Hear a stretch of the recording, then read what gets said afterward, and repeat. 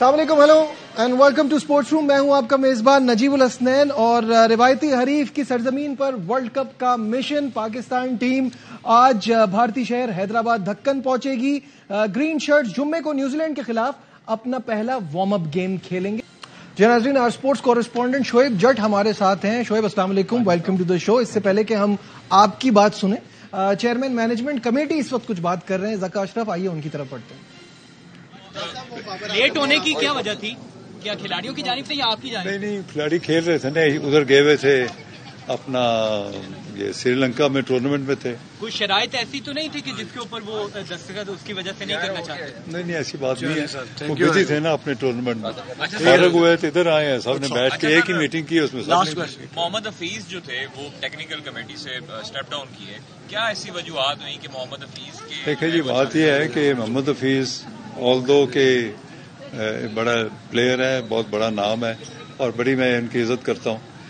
ये technical committee understand करने की जरूरत है। बहुत सारी गलतफहमी, उसमें हेड एक ही थे, वो मिसबा थे।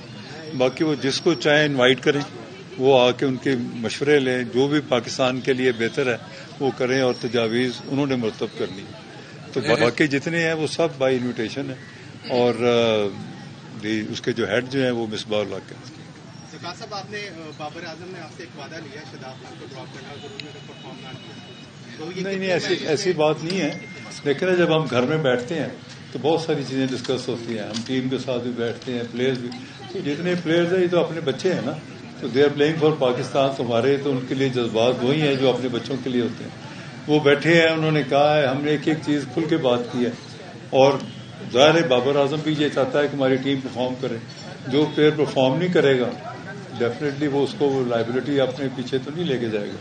तो शादाब खान बड़ा नाम है, बड़ा प्लेयर है, तो मेरी दुआ होगी कि वो भी परफॉर्मेंस में आए और पाकिस्तान के लिए अपना जो खिदमात है उसकी जो जिस तरह उसकी पहले क्रिकेट थी उस तरह वापस आए। सारा मसला उससे शुरू हुआ कि ये हमारे जितने 5 प्लेयर्स थे इनको एनओसी दे दिया गया। जब मैं बोर्ड में आया तो उनको एनओसी मिल चुका से जाके आप लीग मैचेस खेले।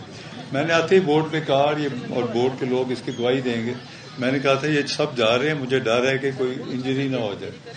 तो सब ने कहा कि जी देखते हैं। आगे देखा तो वो उनको जो मेरे से पहले चेयरमैन साहब थे उनको दे चुके थे।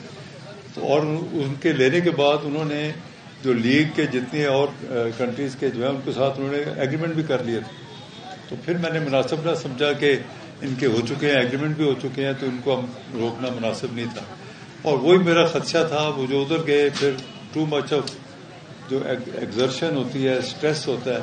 अभी कोचेज ने भी, सब लोगों ने इसको एडमिट किया कि ये जो जी हाँ, chairman management committee Zaka Ashraf इस वक्त बात कर रहे थे। एक बात जो उन्होंने कही शोएब, क्योंकि हमारा डिस्कशन तो वर्ल्ड कप पे था, लेकिन एक चीज जो उन्होंने कमेटी के हवाले से की, उन्होंने कहा मिसबाउल हक हेड हैं और जो भी आ रहे हैं वो इनविटेशन पे आ रहे हैं। तो ये तो फिर डिसरिस्पेक्ट करने वाली बात हुई बाकी मेंबर्स के लिए कि अगर हफीज किसी वजह से छोड़ के चले गए तो वो छोड़ के चले गए, मैटर नहीं करता, वो तो इनविटेशन से आए थे। कहने का उनका यही मतलब नजर आ रहा है। अब मतलब आप ज्यादा बेहतर समझ रहे हैं, लेकिन उसमें वो जो बात कर रहे हैं वो बिल्कुल यही है कि जो मेंबर्स हैं, इसका मतलब है कि जब इंजमामुल हक भी थे तो वो भी कमेटी के मेंबर नहीं थे, बाय इनवाइट थे, मतलब गेस्ट स्पीकर जिसको हम कहते हैं। जी। तो बधाई तो ऐसा ही लग रहा है। इसका मतलब है कि ये तमाम सवालात जो हैं मिसबाउल हक से पूछने चाहिए कि आखिर क्या वजह है कि आपके होते हुए पहले इंजमामुल हक अलग हुए, बाद में वो चीफ सेलेक्टर बन गए, फिर मोहम्मद हफीज जो है वो उससे अलग हो गए।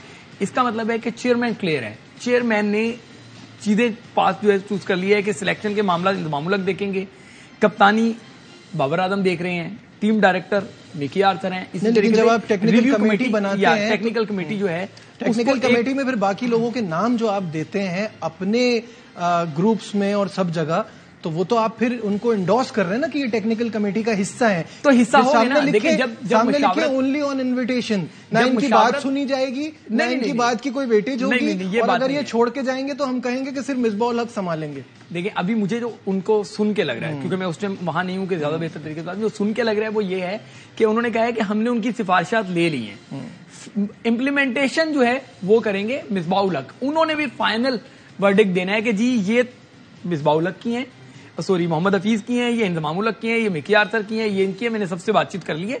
ये इन बातों का निचोड़ है और मैं समझता हूं कि ये सिफारिशात हैं मेरी जिसपे अमल दरामद होना चाहिए, जो मैं इनको देख के समझ रहा हूं। आने वाले दिनों में क्लैरिटी हो जाएगी। मोहम्मद हफीज भी इस बारे में क्लियर दे देंगे कि क्या वो गेस्ट स्पीकर थे या ही वाज आई थिंक फिर इस मामले में तो फिर राशिद लतीफ सबसे सही रहे, उनको पता था कि इसमें तो पढ़ना ही नहीं चाहिए, वो पहले ही बाहर हो गए।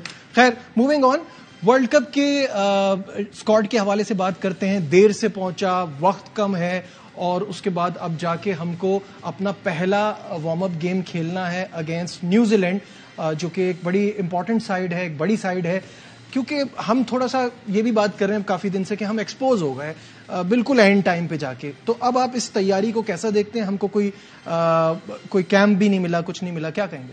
आपने यकीनी तौर पे कप्तान की प्रेस कॉन्फ्रेंस सुनी होगी। उन्होंने सबको कहा है कि चौथे नंबर की बात ना करें, हम नंबर 1 हैं।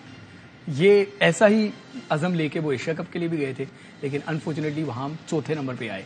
यहाँ पे चौथे नंबर पे भी आ जाएंगे तो बहुत बड़ी बात होगी। चौथे नंबर का मतलब है कि आप सेमीफाइनल में क्वालिफाई कर गए, तो बहुत बड़ी बात होगी। मैं आपको बता दूं जिस तरीके से हम एक्सपोज हो चुके हैं। अब बात कर लेते हैं कि हम देर से पहुंचे, ये झूठ है, ये प्रोपेगेंडा है। जिस तरीके से मैंने आपकी टेबल पे बैठ के यही कहा था कि शाहीन अफरीदी की कोई लड़ाई नहीं हुई, कल बाबर आजम ने अपनी प्रेस कॉन्फ्रेंस में कह दिया जी कोई लड़ाई नहीं हुई थी, मामूली सी बातचीत थी। इसी तरीके से ये जब एशिया कप में थे तब ही एशिया कप में वर्ल्ड कप का स्क्वाड फाइनल हो चुका था। बाबर आजम ने प्रेस कॉन्फ्रेंस में कहा था कि हमें पता है कौन वर्ल्ड कप में जा रहा है, समझ रहे, क्लियर इंडिकेट था। उसी दौरान ये पता चल गया था कि 26 और 27 की दरमियानी शब जाना है, तो किस बात की हम ताखीर से पहुंचे हैं, उसी बात से गए हैं। इसी तरीके से वीजों के मामले में अगर आप देख लें, वीजा भी मीडिया ने इशू बनाया है, इशू नहीं है। जब आप 19 को अप्लाई कर रहे हैं तो ऐसा तो नहीं है कि 19 को आपने अप्लाई किया तो 20 को आपको वीजा मिल जाएगा। 2-3 दिन का एक प्रोसेस होता है, वो प्रोसेस लिया तो और उस प्रोसेस के बाद जो है वो जो इनकी आइटनरी थी। एक बात और समझे, इंडिया में आप वर्ल्ड कप खेलने जा रहे हैं, ऑस्ट्रेलिया न्यूजीलैंड वहां जा रहे हैं, तो आपने ये अपनी आइटनरी 2 महीने पहले दी होगी। ऐसा नहीं है कि आपने 2 दिन पहले दी होगी। जब नजम सेठी ने मामला तय किए होंगे तब पूरी आइटनरी, क्योंकि ये पाकिस्तान की टीम है, बाकी टीमें नहीं है जो नॉर्मल आएंगी खेलेंगी चलेंगी, इनके प्रोटोकॉल ही अलग होंगे। क्योंकि उस मुल्क में जिस तरह की थ्रेट्स हैं पाकिस्तानी खिलाड़ियों को या पाकिस्तानियों को, उसके बाद इनकी आइटनरी 2 महीने पहले ही फाइनल हो गई होगी। तो 2 महीने पहले ही जब ये बात तय हुई कि आपने 26-27 को जाना है, तो फिर किस तरह की बात हो गई कि ताखीर से गए हैं? बिल्कुल ऑन टाइम गए हैं। अब बात यह है कि 2 बड़े अहम मैचेस हैं। इन वार्म अप मैचेस में अल्लाह का वास्ता है पूरी स्ट्रेंथ के साथ ना जाइएगा। इन वार्म अप मैचेस में आप जो है वो एक्सपेरिमेंट्स करें जो आपने नहीं किए, जो अगर आपने किए, आपने 3 साल में नहीं किए। बार बार हम एक ही बात कर रहे हैं, ये टीम बुरी नहीं है, लेकिन आपने अपने पूरे ऑप्शंस ट्राई नहीं किए। अब आपके पास ये वक्त आ गया कि आप यहां जाके ट्राई करना। देखिए, हमें ये बात मानना होगी, हालांकि कड़वी बात है, मुझे इसके कॉन्सिक्वेंस भी बर्दाश्त करना पड़ेंगे। ये टीम बुरी नहीं है, लेकिन इसकी स्ट्रैटेजी बुरी रही है।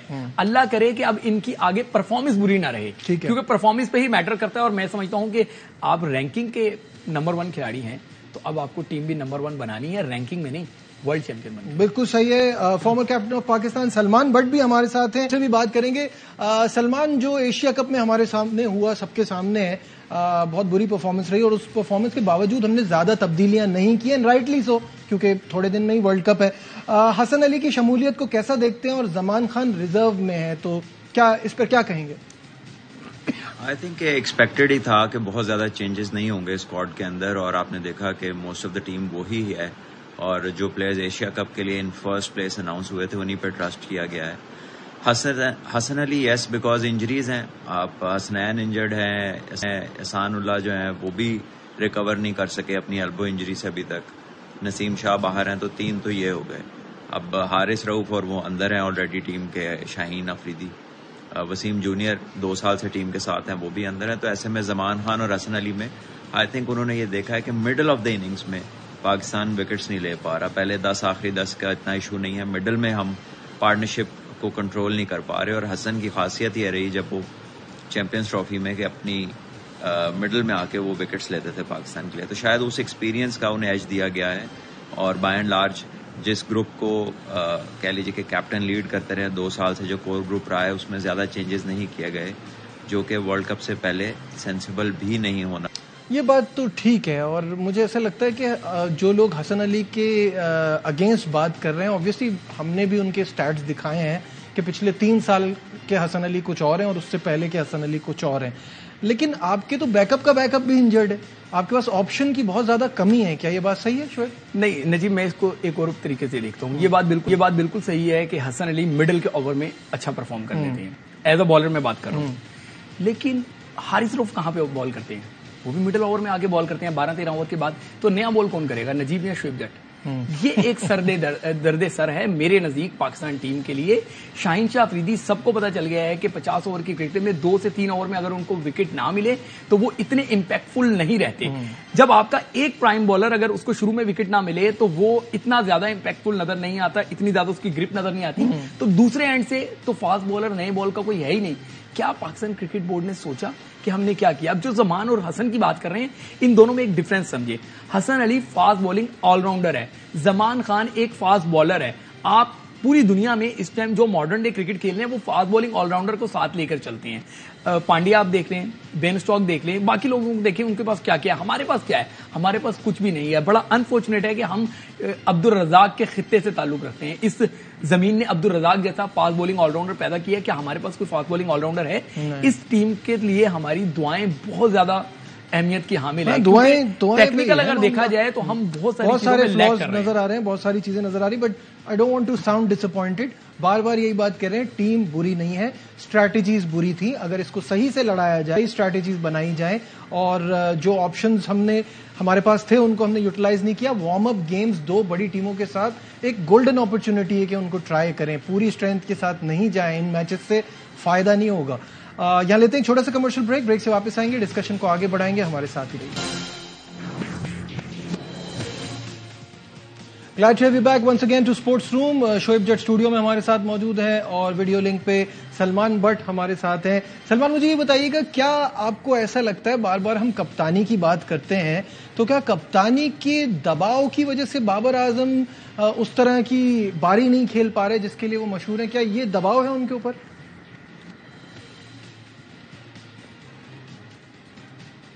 देखिए, 2 साल से वो नंबर 1 भी हैं और 2 साल से ज्यादा अरसे से कप्तान भी हैं, तो मुझे नहीं लगता कि इस वजह से पर्टिकुलरली कप्तान होने की वजह से उनकी बैटिंग इफेक्ट हुई है, क्योंकि इसी में उन्होंने नंबर 1 को रिटेन किया है और वो आप तभी करते हैं जब आप बहुत सारे रन्स करते हैं। बाबर आजम की कैप्टनसी एक बहुत बड़ा इशू है और ये आपका फेवरेट टॉपिक भी है।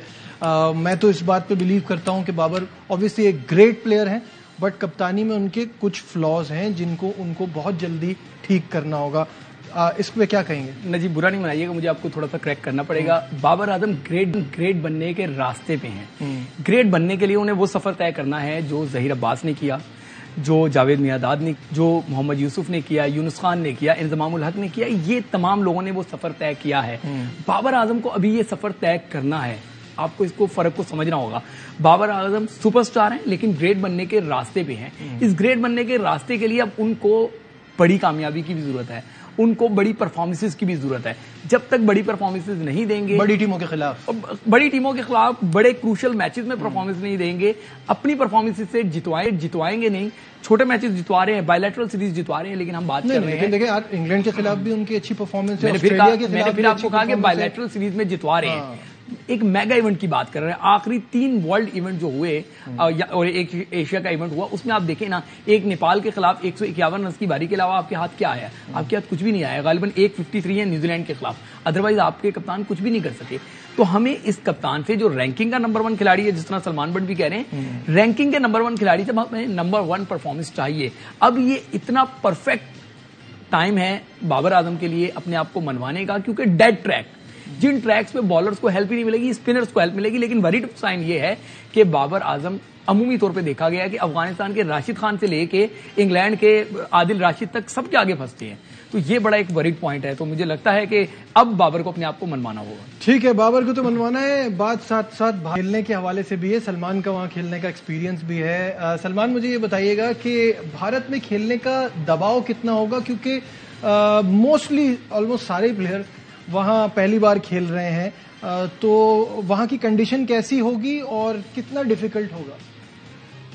देखिए, इंडिया में हमेशा क्रिकेट जो है वो बड़ी टॉप क्लास होती है, क्योंकि वहाँ की कह लीजिए कि ऑडियंस का जो पैशन है और जो गेम अवेयरनेस है और प्लेयर्स को जो स्टार होने की फीलिंग जैसे इंडिया में आती है वो बड़ी कम जगहों पे दुनिया में ऐसे आती है।